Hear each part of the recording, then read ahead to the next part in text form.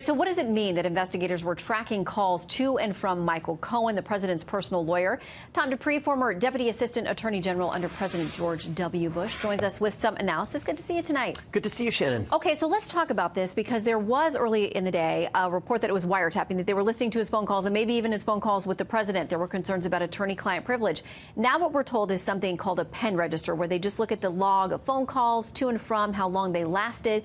Who would have had to approve that? Is it two different tracks, or would they both have to go down the same track? They'd have to go down a similar track. To get something like this, you need approval both within the Department of Justice, in this case, I think at a fairly high level within the Department of Justice, and also a federal judge to sign off on it. What strikes me about this, Shannon, is even though we are finding out apparently that his actual conversations were not listened to, the fact that they are tracking who he's calling, who he's receiving calls from, is very anomalous in this context. These are investigatory tactics that you usually see when prosecutors are going after a drug baron or something like that. Extremely unusual to do it for a lawyer, and unique to do it for the president's lawyer.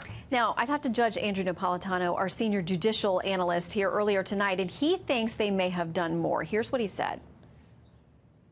Do you really think the Justice Department is going to admit that they listened to phone calls from the president? They may not have recorded, but I assure you they were listening. If they were listening, they can't use anything they hear as a basis for an affidavit of probable cause or in a prosecution, but it can send them seeking other means to obtain evidence to support that.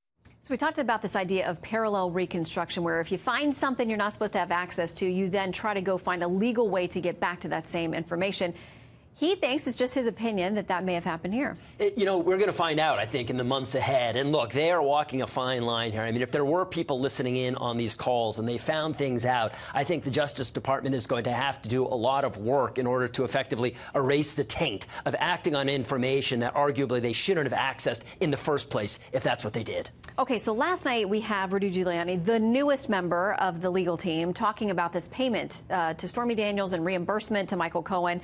There has been a lot of debate about whether or not that was the plan last night, or if it became the plan in the middle of the interview.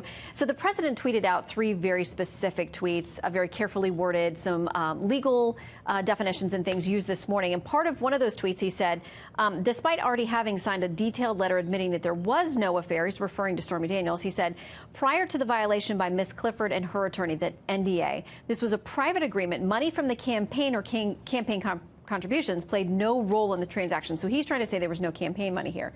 Well, Norm Eisen tweets this: if Cohen loan was not one to campaign, then it was one to you, meaning to the president, and you omitted it from your personal federal financial disclosures for the period. That's a crime under 18 U.S.C. 1001, and we have filed a criminal complaint with DOJ. Norm Eisen is with Crew. They file a lot of complaints with regard to politicians. What do you make of this? Because people are saying now Giuliani did this to get him out of trouble with a potential campaign violation, but it could create another problem. Yeah, look, and first of all, I don't profess to know what the communication strategy here is. I mean, I think we've seen over the last few months, sometimes they might go in different directions. With regard to campaign violations, I will say a few things. Number one is that proving intent in these types of cases is extremely difficult. You basically have to show that the defendant not only did the act, but knew exactly what he was doing, and really an attempt to circumvent federal election law. And I think in this case, there's certainly evidence that it may have been carelessness as distinct from an effort to circumvent federal election law. In this area, there's so much that is gray, that's so much that has not actually been determined by the courts. And of course, the punishments can range from effectively a slap on the wrist to more serious criminal sanctions. So my guess is we haven't heard the last of this, but bringing a prosecution based on these facts, in my opinion, would be a real challenge. Okay, so this is separate and apart. This Michael Cohen, Southern District of New York, federal case is different than what the Mueller investigation is doing. We got word today that Mueller has now requested 35 blank subpoenas, or 35 sets, so 70 total blank subpoenas, dealing with the Manafort case. There are a lot of folks who say, listen, that's just standard procedure. They would do that anyway. But they say in the way he's gone after Manafort and this referral on Cohen and some other things, they're being very heavy-handed. This is a different kind of case, and they are very much targeted in making sure they, quote unquote, find something.